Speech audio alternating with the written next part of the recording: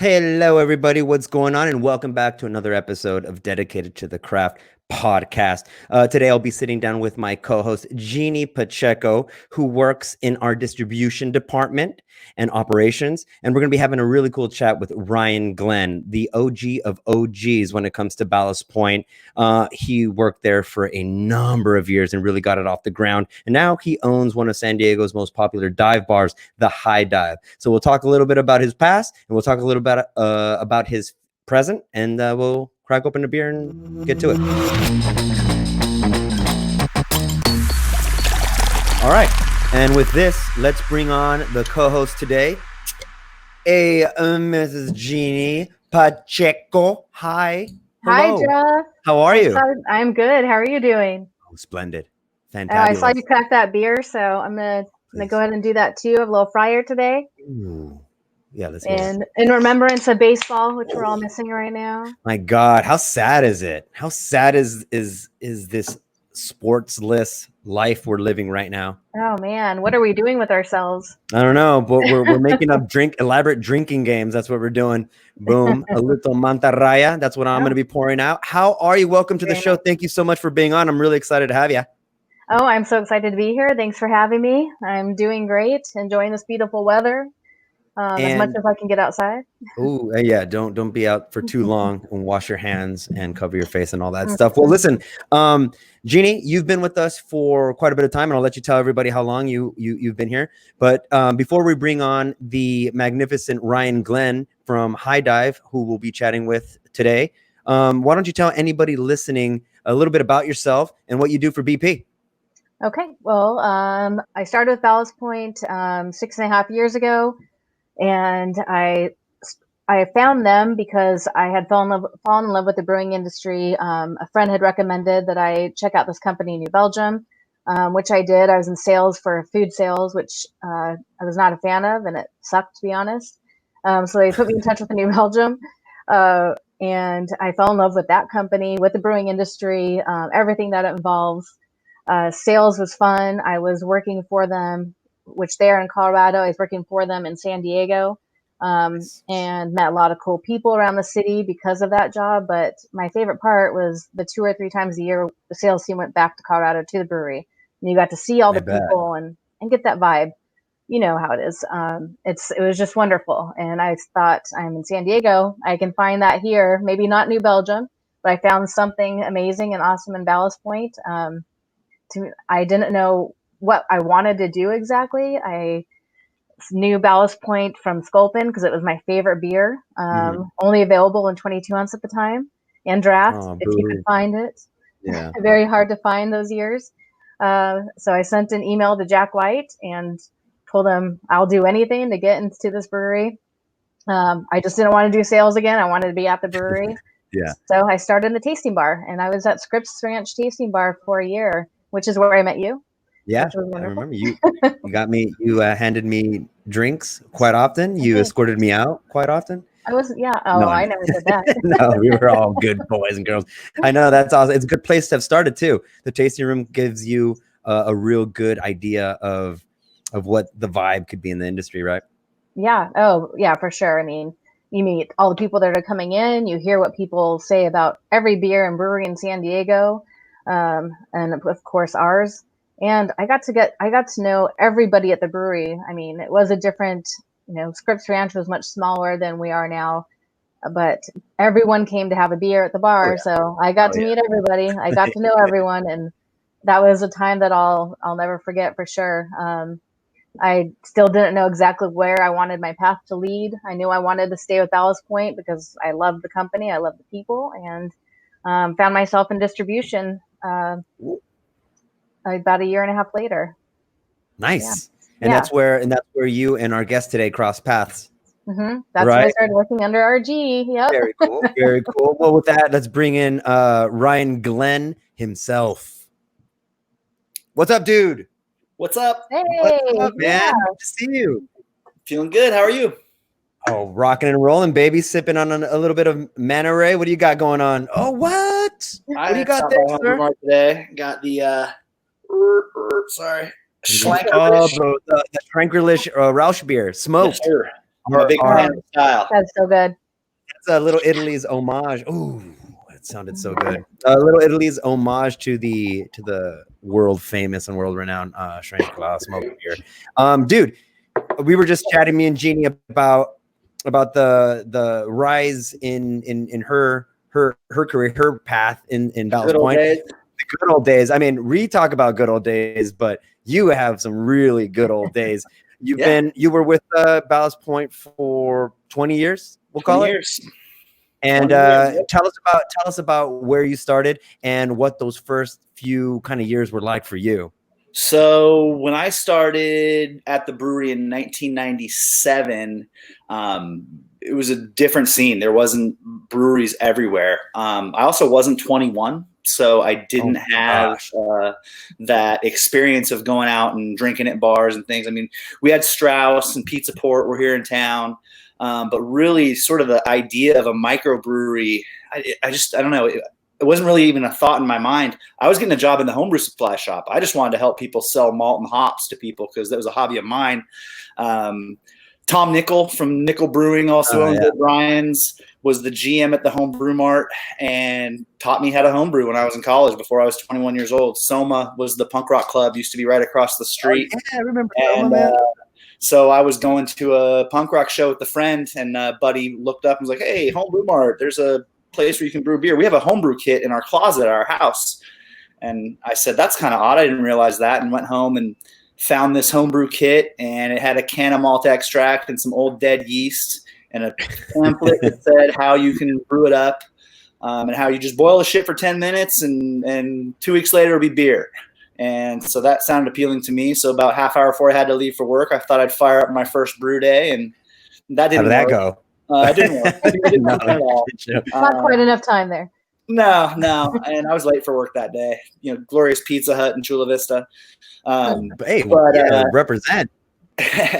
I got into the homebrew supply shop and sort of developed a love for the hobby and just started homebrewing a couple times a week. I'd probably, by the time I got hired at the homebrew shop, I probably had 20 homebrew batches under my belt, and I was in there twice a week and kind of developed a friendship with Tom. Tom hired me on just to work. It was initially at the Del Mar Fair. Somehow in 1997, Ballast Point had a keg of beer on tap at a beer garden at the Del Mar Fair.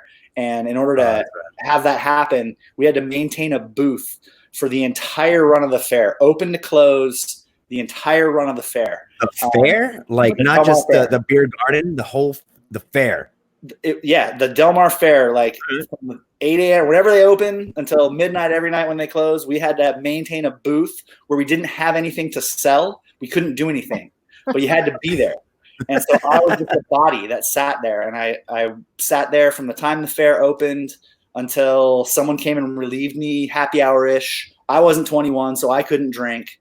They would get there. Everybody would show up at the end of the day, like 5:30, and start drinking. I would go back down to Chula Vista and wait tables at Marie Callender's.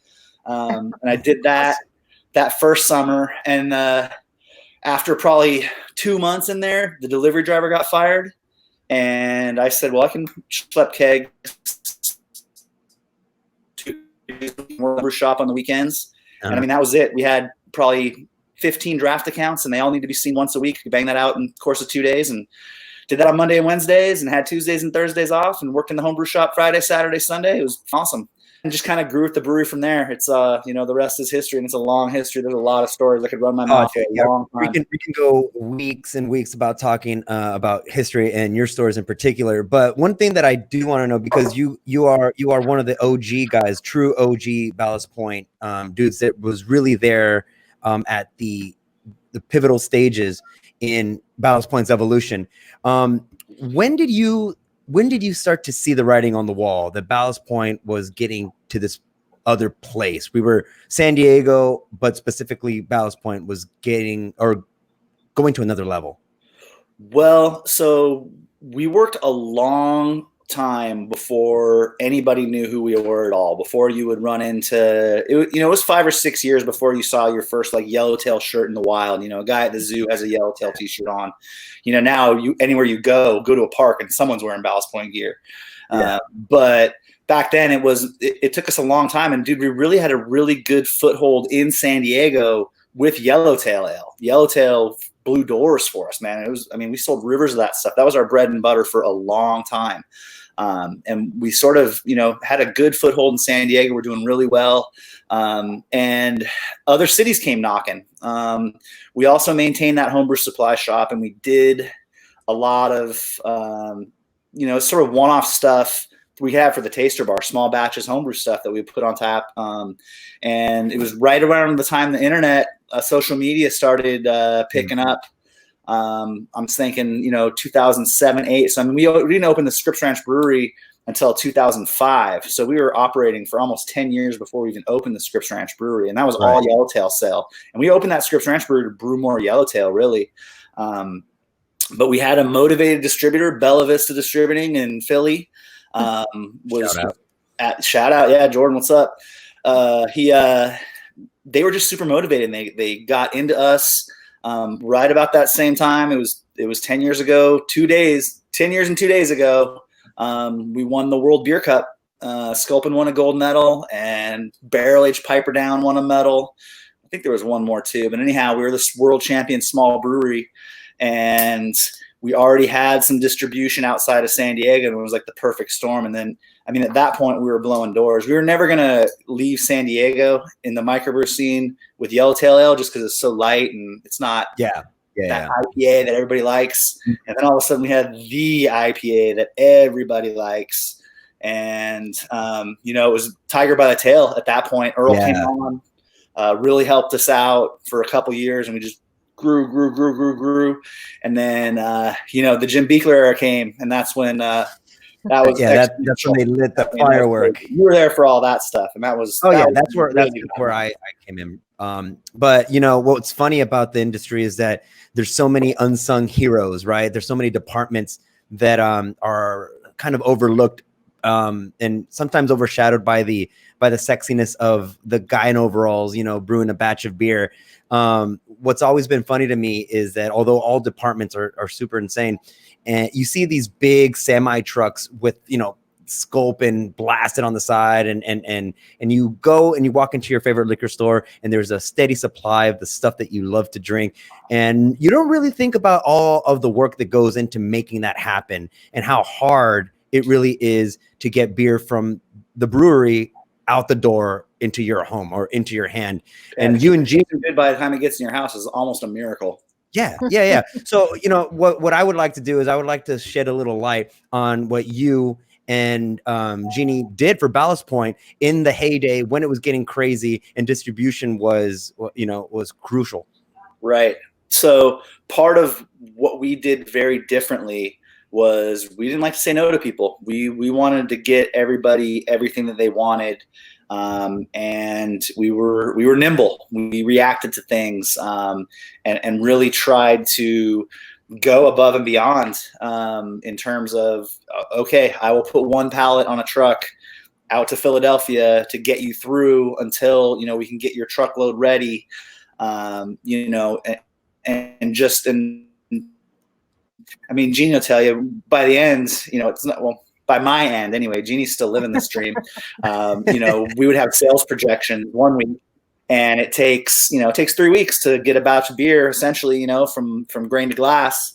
And dude, so much changes over the course of 3 weeks. And so we'd have a projection on April 1st and says, hey, this is what we need 3 weeks from now. And 10 days later, it's like, oh, actually, we don't need any of this, and we need twice as much of this. And there's a lot of us working that. Jeanne and Oscar and Megan and Harper. There's constantly a change of information. This order got canceled. Oh, this guy's past due. We can't ship it this week. There was just a lot of moving parts.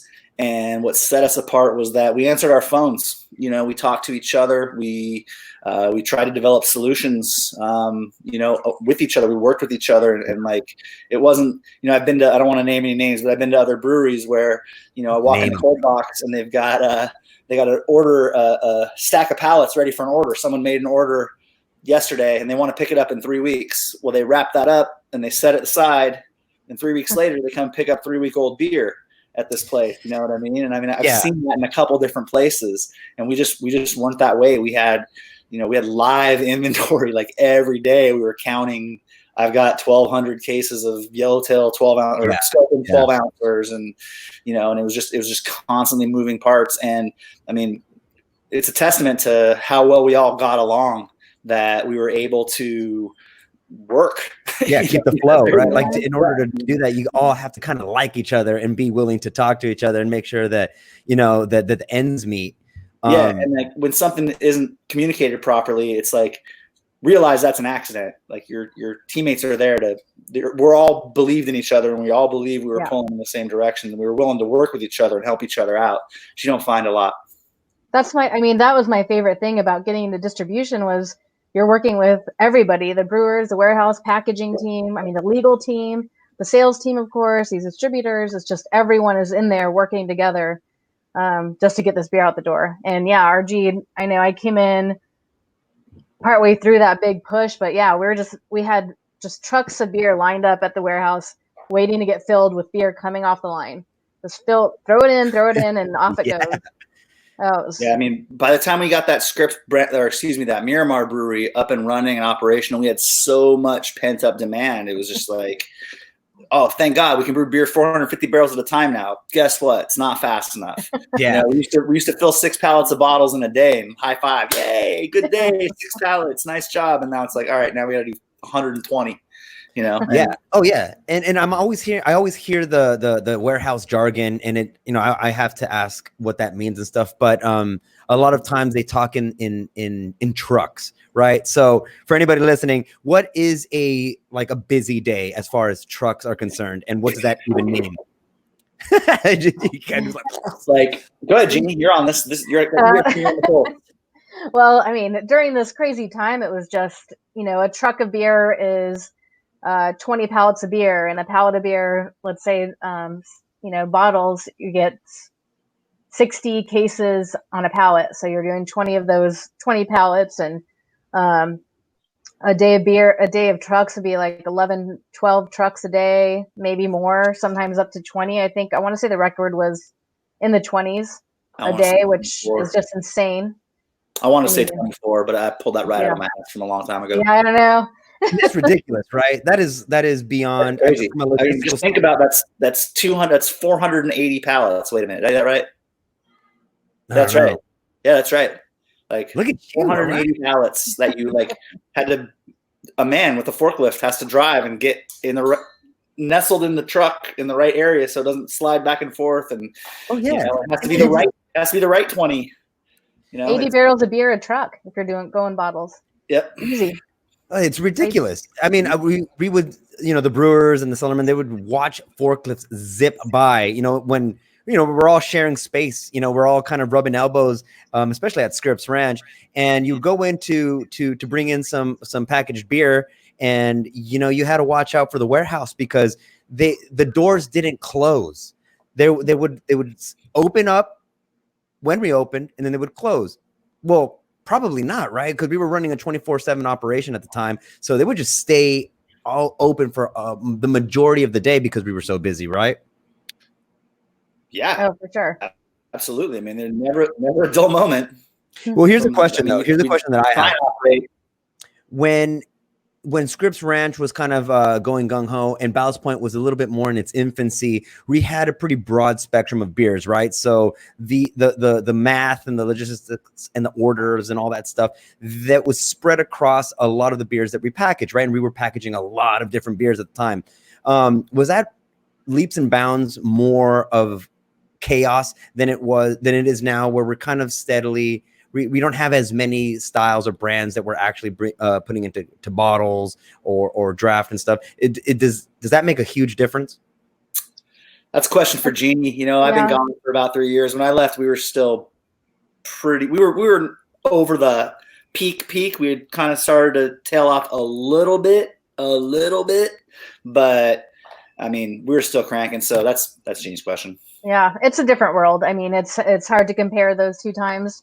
We had a couple of rough years there, and we're coming back online, and we have some good people supporting us, supporting everything we want to do as a brewery. We want to bring back beer. We want to have more options, and It's a little slower right now than it was in the past. So definitely not quite as crazy, but I have every confidence is going to be crazy again. Oh yeah, no, I mean, it will hit the fan sooner than later, especially right now, because everyone's being pent up. They're thirsty to get out there and get over this whole pandemic situation and really kind of go out and enjoy what they used to enjoy before this whole thing. Ryan, I know that you're kind of on another side of this whole thing, right? Where you used to be filling orders, and now what you're doing is you're making orders, right? You own the world famous, and I'll say world famous, I don't care who knows it. High Dive Bar and Grill, baby. Listen, I think that at least in my circles and anyone at Ballast Point, the High Dive holds a very sacred place in our hearts and souls, and the fact that that you are now a very intimate part of it, I think made a lot of people happy. But why don't you tell anybody that's listening how you go from Homebrew Mart to the VP of Operations at Ballast Point, and then to the owner of a rad dive bar? Well, I don't know who knows much about the history of the High Dive, but it's been around for about 13 years. I think we did our 13th anniversary last November. It's in Bay Park. It's right around the corner from Homebrew Mart, our original Ballast Point location. Ingrid, who was the previous owner, who is now married to Yusef, who was our head brewer at the time, now the head distiller at Cutwater Distilling, owned the bar along with her ex-husband and another couple. They operated and ran it for almost 10 years. There was, various sort of states of ownership. This one left, they added another partner, blah, blah, blah. Anyhow, by the time, Cutwater and Ballast Point diverged, now all of a sudden, Yusef is an owner. It's not just Jack. His name is on the liquor license. Right. You and your spouse aren't allowed to have a production license and a retail license or a distribution license. You can't have two of the three. So they had to get rid of one. It was the High Diver, it was Cutwater. And I'm sure they made the right decision. But I was very close with Yusef for many years. We worked side by side for most of my life, and we got to be good friends throughout that time. I developed a relationship with Ingrid even before, I knew Ingrid before Yusef knew Ingrid. Just in my capacity at Ballast Point, I was the distribution guy. Back in the early sort of craft beer revolution days where, we would keg up a 7-barrel batch of Victory at Sea into 5-gallon kegs, and I'd have 25 5-gallon kegs, and I could send out an email to 50 bar owners and have them all sold for $225 a piece, in a minute, and Ingrid was one of those bar owners, and she was very proactive, and she wanted the Rausch beer. She wanted the Doppelbock. She wanted fun, all that cool beer. Shit. Yeah. And to be honest, she was not taking no for an answer. You know what I mean? And I was sort of her whipping boy at Ballast Point. And in terms of when she wanted to give someone a piece of her mind, I was the one that got to get that piece of mind, her mind. And I understood where she was coming from, and navigated that pretty well. And so she liked me. There was a time where she apparently thought decently of me. I know she loved that bar and she did not want to get rid of it, but she kind of had to in order to maintain her family's ambitions, I guess. Right. And we talked about it for a long time. It was not an easy transaction. We went back and forth. She had second thoughts, third thoughts, fifth thoughts, which I totally understand. I mean, it's her baby. She built that into something that I love. I love that bar because of what she did, not because of what I did. And so I, basically convinced her that I wasn't going to wreck it. I wasn't going to, go in there with the sledgehammer and, turn it into Ryan's place. I never wanted that. You just added a little rock and roll, a little bit, a little sprinkle of it took me a little. I mean, I was so conscious of I just didn't want to be that guy who ruined the high dive. I didn't want to be that guy that came in. Oh, and then when the new guy came, it started to suck. You know what I mean? And I still get that. Everybody gets that anytime. But I think the spirit of the high dive is alive. I have a great time when I go there. I know we have tons of locals, regulars who love the place, adore the place. I love the staff. The staff is like family to me. Dude, such a great place. It took a while to sort of ingratiate myself to the staff and to everybody, but dude, I'm good like that. I'm all right, dude. I try and take care of people, try and treat people the right way, and obviously now we're in this weird time, I should say. We've been closed for a little bit over a month now. Closed on St. Patrick's Day, kind of due to the location we're at. The to-go thing didn't work out so well for us when we gave it a try. But I'm holding out hope. I'm holding out hope that the high dive comes roaring back one day. I know I want to be back there. Well, dude, I think everybody. Yeah. I'll let Jeannie chime in with what she thinks in her experiences of the high dive. But when Kings and Convicts acquired Ballast Point and it was official, our bosses decided to rent and wrap a huge tour bus and just go around and hit some of our favorite spots. Right. They just said, hey, man, we are going to just go to the coolest places that we know. And you guys go ahead and drink. Let's have some fun and let's celebrate this newfound independence. It was a very conscious decision to end it at the high dive. And when we went to your bar, I don't know how many people I've told this. I literally and there was some fog and haziness and stuff like that. But I remember having to take a step back just to kind of like take it in. Those moments are very few and far between in my life where I have to kind of stop and kind of bathe in the energy and bathe in what's going on. And at your bar, dude, when just an arsenal of BP folk came in to pay you a visit, I don't know the last time I felt that sort of energy where I had to stop, look around and go like, oh my God, this is actually happening. This is what this bar does to people. This is what this bar does to us. It was a different vibe because we had been to like 3 other spots, all fun, all great. We had a blast. But when we got to your spot, we were pretty boozed up, but you could tell that it was just it was like Disneyland kind of feeling where you go, oh yes, this is where I want to be at this moment. In this particular stage of our company. And you were there. So when you saw us roll in, what was that feeling like when you were standing in a bar that you now owned that had created this kind of energy? Because I know you felt it too. Jeannie felt it too.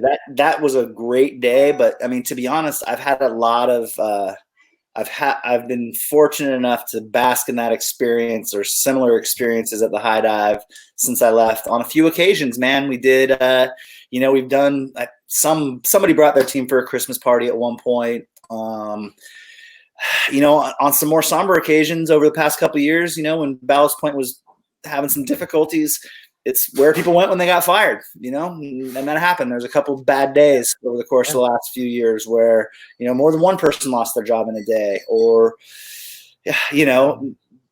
that's where they would come. Hey, it's my last day today. I'm having my going away party. I'm having lunch at the high dive. You know what I mean? And so to be a part of all that is bittersweet. It's always good to see your friends. You don't want anybody to go through hard times, but when they do, it's an honor that they want to come, drown their sorrows with me or celebrate with me or have their last hurrah at my place. That's amazing. But this particular party was such like a triumph, oh, we're back. We got these new owners and Chris and Brennan have been so great. And I had occasion to, have lunch with them each a couple times prior to that. And, kind of have a feeling I know who we're dealing with there. I think we're dealing with some guys that are better than what we have been dealing with in the past, shall we say? Yeah. It's different, right? They have their priorities set and hang around with that really sort of fit the mold a whole lot better. And so, yeah, that day was triumphant. It really was. Like, it was good to see everybody back, everybody feeling good. I got to rethink like the grinner on the bus and like having the grinner as the go-to beer at all those bars might not have been the best idea. But it's a really good beer. And people were a little bit hammered, shall we say. I also really appreciate being in the last spot because people who weren't even able to, ride the bus, Uber to the high dive. They just came to the high dive first. just met the crew there. And so, when the bus left back to Miramar and took everybody back, not everybody got on that bus. A lot of people stayed. And, yeah, there were a lot of people that stayed behind. Jeannie, did you stick around? Well, to be honest, I wasn't there. I was at That's before how I knew. good it was. That's how I good know, the party the was. worst I don't thing even remember. ever. Before I knew everything was happening, I booked trips to spring training. So I was watching some baseball. Oh, thank I God. missed the love, but I felt it. I felt it from afar. Well, we've been there together on many other times. glorious occasions, and I don't know what you think, Jeannie, but anytime that anybody around the brewery throws out the high dive, even if you were on the fence of doing anything after your shift, or even if Yep. you're on the fence, you go, oh, the high dive, yeah, sure, I'll go for a few, at least for a It's few. definitely a yes. I mean, lunches, early lunches, quick beers. Let's meet up this weekend. Let's go to breakfast. It's I mean, usually you can count on seeing somebody there, either from Ballast Point or anybody else in the industry that you know. And if they're not there, you just feel it's it's like your place. It's your place that's comfort and happy and fun, no matter who you know or don't know there. There's nothing. I mean, I love the high dive. Everyone loves the high dive. I miss going to the high dive. I can't wait to go back to it. I'm making my own mamacitas right now. Yeah, good job. The cocktails are phenomenal. When you think about the bar that you now own, Ryan, that you used to love to be a regular at, when you kind of took the keys, I know you had it in your mind that you wanted to kind of maintain everything and make sure that everything sticks, but you also just, this is something that's yours now, and you wanted to add a little bit of maybe some of your ideas and stuff like that. Was there anything that the high dive has now become that you're really proud to say that was kind of thrust forward by you? Well, I mean, the only real glaring thing was I fixed the draft system. I am a beer nerd. I spent a lot of my life working in a brewery. I appreciate when beer tastes good, and I get bummed out when it tastes bad. There was a pretty old draft system. We had a kegerator that was working. The old draft lines were kind of in bad shape, and it was a dirty little secret. Like we have this awesome tap selection that I spend a lot of time curating and bringing in the things I like and stuff from my friends around town. But when you put it on a draft system and it has to travel 30 feet through skunky, funky lines that have been, that are 20 years old or whatever it is, it's kind of a drag. So, after about the first year, I kind of had to take inventory and make sure I wasn't just crazy and throwing my money down a bottomless pit. Once I established that wasn't the case and that I'm okay and that we can survive here at the high dive, I was able to reinvest, and I put in that new draft system, and now the beer tastes really good, and that makes me really proud. But dude, to be honest, man, no, I haven't changed a lot. It's not me that makes. I feel like I'm like the steward of the high dive more than I'm the owner. I hope that one day when I'm old and gone, someone else will want to take care of the high dive. I got kids now that are one's in high school and one's in junior high. And, when they're out of the house, I probably will do some traveling. Probably don't own a bar anymore at that point. And it's my hope that we can keep things rolling, and that when I come back from my travels abroad to San Diego to slum it with my friends, that we can all go back to the high dive, I think that's hard too. It's a simple formula. It's be cool to people. That's it. Dude, I love when somebody gets it like that. And there's a lot more than I would have anticipated a few years ago. I would think that you are a diamond in the rough, and which you are. But what I mean is, I think a lot of people are starting to come around, and it's times of complete chaos like these that really start to kind of highlight what your favorite bar, what they're capable of, and what the people running it are capable of. And you are an example of that, like beam of sunshine ripping through this storm, you know what I mean? But one of the other things that I think you guys are really known for, as far as our company is concerned, is how strong of a proponent you guys have been for Ballast Point through any of its stages. You guys have kind of been there for us, regardless of what stage or ownership or, you name it, the Ballast Point has been in. And I kind of wanted you to speak to that, and why the High Dive has continued to be such a strong supporter for Ballast Point. I mean, well, because it's me. Like I wouldn't have left Ballast Point had I not had this opportunity, had this unique opportunity not presented itself. I wasn't looking to buy a bar, start a bar. I wasn't. I mean, if someone came to me and said, "Hey, you want to buy McGregor's?" Or, there's a couple other bars around town that I like. None of them I like as much as the High Dive. Ballast Point flows through my veins. You know what I mean? Like it's a part of me. I've honestly lived this life longer as a Ballast Point employee than not. You know what I mean? I got a job when I was 20 and I worked there for 20 years. I'm 3. I've been in Ballast grew up there. More of my life. I grew up there. Yeah. And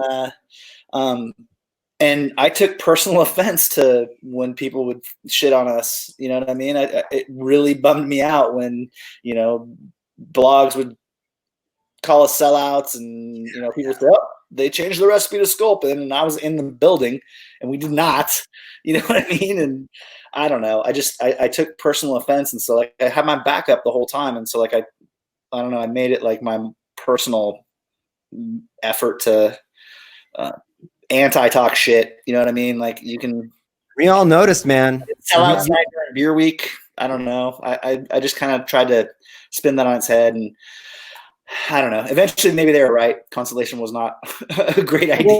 It just came off differently. It came off differently from you than it would have me or Jeanne or anybody that's still at Ballast Point right now. It just had this different kind of intent behind it.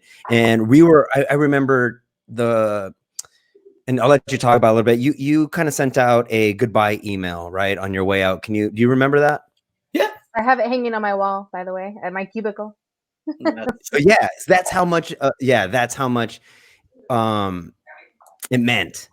It meant like your words, and not only because you worked for Ballast Point, but because you were such an integral part of it. But you're still a proponent on that.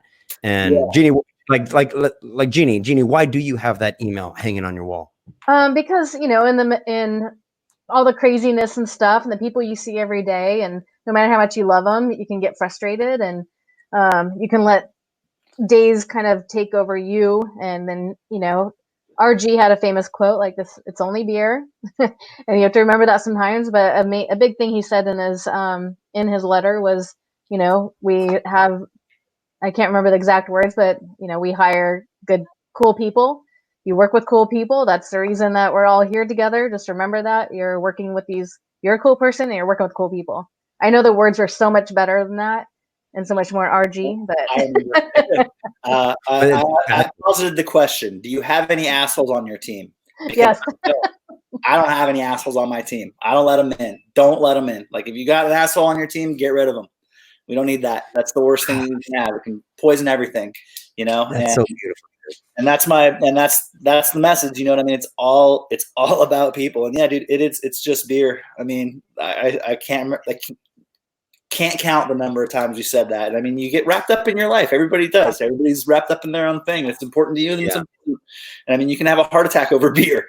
There's people, especially when it becomes big business. I think there's this weird line that it's pretty vague, but craft beer became big business. Mm-hmm. And the problem with becoming big business is that you not only do you bring on people that you think are going to just take it to the next level that really have no care for your culture, you start to believe it yourself, depending on what position you're in or what your outlook is on this thing. And it's really easy to kind of forget about what you just said, that beer is just beer.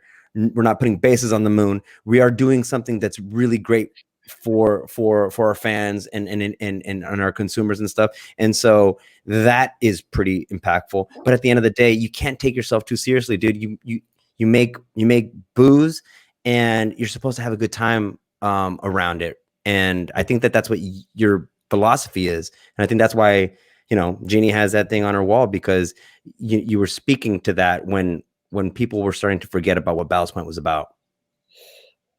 Thank you. I guess. I mean, I don't know. It's just that's I'm not the only one who has it on my wall, by the way. I have a It's tattoo. very I can't show you the meaningful. tattoo. I can't show you the tattoo, but I have And we miss cool- you. Thank you. I miss you guys too. Yeah, I lucky enough I get to see you guys. I used to get to see you guys all the time. Yeah. So that's rad. Dude. It's Hey, rad. well, listen, I do want to do something. 10 seconds. I want to ask you something. I didn't prep you for this either, so I apologize. But we've been doing this thing on our previous episodes where we talk about beer pairings and stuff like that. And the high dive, aside from breakfast, because you guys have a phenomenal breakfast that I think is, would you guys say that your breakfast is one of your more popular things on the menu? Absolutely. Saturday, Sunday mornings are most consistently busy time of the week. You guys' breakfasts are insanity. Incredible. I love them. I mean, I like all your food, to tell you the truth. And breakfast and cocktails are a beautiful mix. But since you know a lot about Ballast Point, we know a lot about Ballast Point, and you know your menu pretty well, I wanted to bring up a couple of burgers, and I want you to tell me what Ballast Point beer you think would go good with that burger. And I'm going to describe it for anyone listening. Jeannie, I want your input on this one too. So you guys have the spicy reed, right? It has cream cheese, it has jalapenos, and the patty stuffed with those, and then it has bacon and Swiss.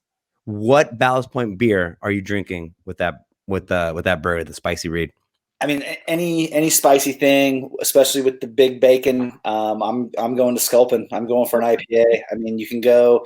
That's also a great something I love about Ballast Point is we have a couple of different beers that are basically the same, like hoppy loveliness, but there's a 5%, a 7%, and a 10%. Yeah. You know? Yeah. So it depends on what you're in the mood for. So Sculpin, I mean, that would stand up to the Man Ray if you wanted it to. Yeah.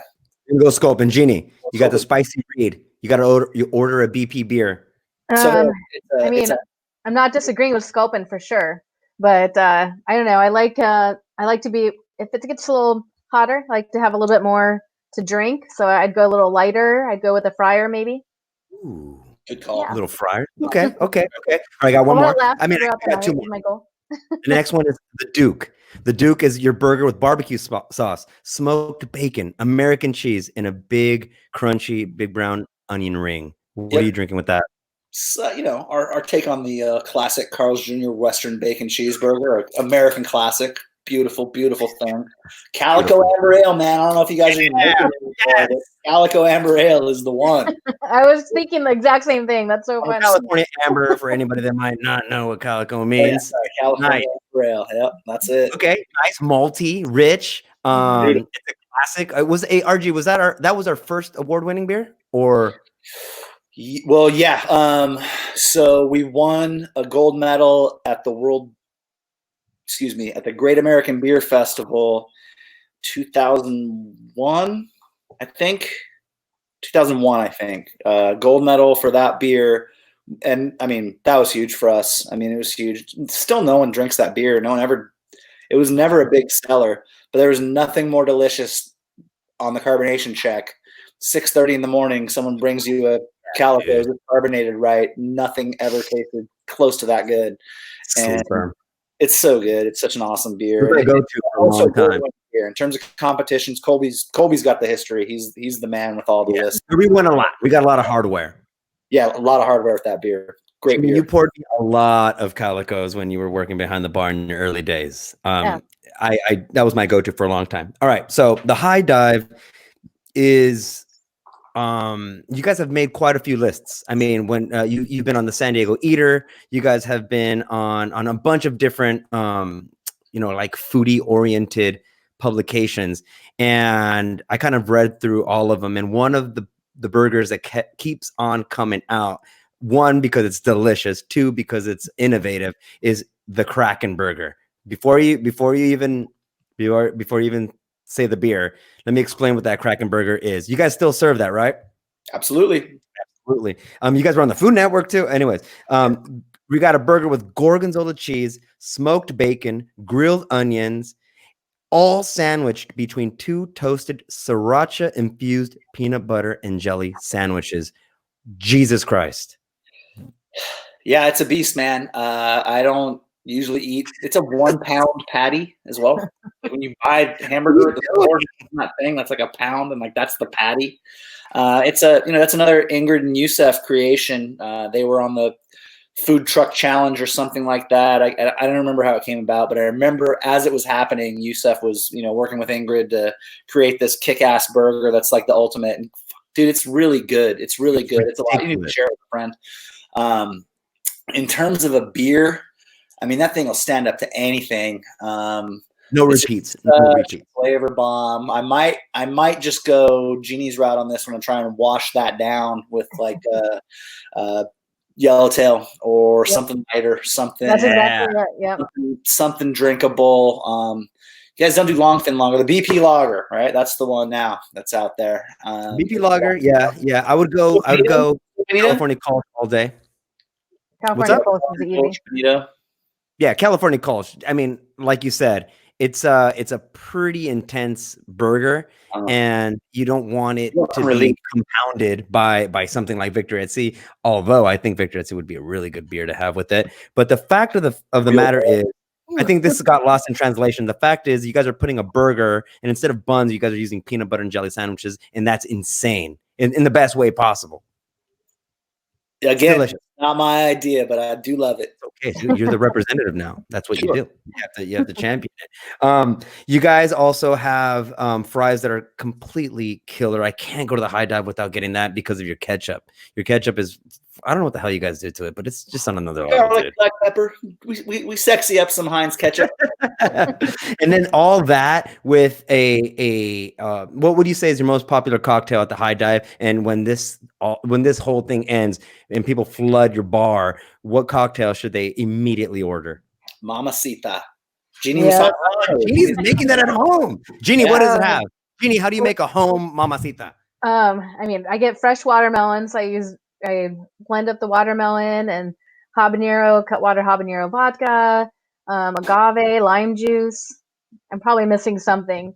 Tahini. Tahini, yes. the tahini rim, of course. Ah, dude, that sounds. Oh man, that's the best thing ever. That sounds delicious. Well, look, dude, Ryan, Glenn, thank you so much for jumping on the show, brother. You know that we have nothing but mad love for you. You are the best possible owner for a bar, and I'm glad it's the High Dive. Your philosophy on customer service and what we do here for a living is something I wish everybody could adopt. It's not that serious. Just be cool. Don't be a dick. And that's it. So we really appreciate you giving us some of your time, man. And once this whole thing ends and the High Dive is back in business, where can people find you on the interwebs if they want more information about your bar? Yeah, man. High Dive SD, highdivesd.com. Check our Facebook, check our Insta. We try and have a presence. We're kind of laying low right now, man. I don't want to say anything. I don't know. I don't have anything going. So I'm not promoting stuff right now. We're just stay home, wash your hands, right? Like you need to hear that again. Probably haven't heard that enough. But anyway, I really appreciate you guys having me on. It's always great. Anything for Ballast, I'm ride or die to the very end, without a doubt. Jeannie, Beastie Boys documentary on Apple TV tomorrow. Oh, I didn't know about that. I will watch it. Thank you. Spike Jones directed a new Beastie documentary. It drops tomorrow on Apple TV. Oh, yeah, baby. Yeah. All right. Well, look, Jeannie, please. I feel like we're missing the Yeah Dogs. Well, that's coming. That is coming. You know what? You call the Yeah Dog. You say it, Jeannie. Say Yeah Dog. You're taking the Dog. Oh my gosh. Jesus Christ. I'm just gonna take a nice big swig of this because you caught me off guard. Oh, Jeff, I'm sorry. I thought you were wrapping up. No. I got scared. The Yeah Dog. I drive by Yeah Dogs or something I'm used to. There you go. Hey, cheers, you guys. Cheers, RG, guys. Jeannie, thank you for everything. Thank you for all the support, RG. And let's dog this baby. That wraps up our show. It was a pleasure talking to Ryan Glenn from the High Dive, and it was awesome getting Jeanne Pacheco on the show. It's wild times for everybody in the industry. We're all hurting a little bit, so all your support matters. And I just want to give a big shout out before we go to all the brewers, all the cellarmen, all the distributors, the warehouse, anyone that's still out there on the front line trying to get us our goods. We will get through this and it will boil over. So big cheers to you guys and thanks for everything that you do.